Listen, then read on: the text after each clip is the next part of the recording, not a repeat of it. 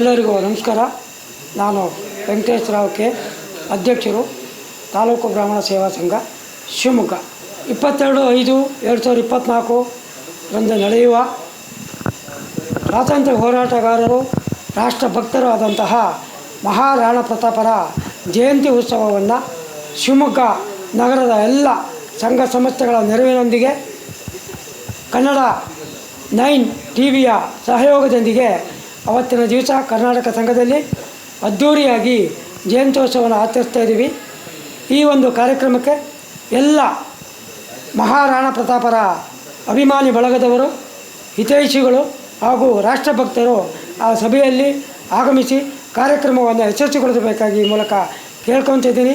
ಕೊನೆಯದಾಗಿ ರಾಣಾ ಮಹಾಪ್ರತಾಪ ಸಿಂಹರ ಜಯಂತಿಯ ಶುಭಾಶಯಗಳು.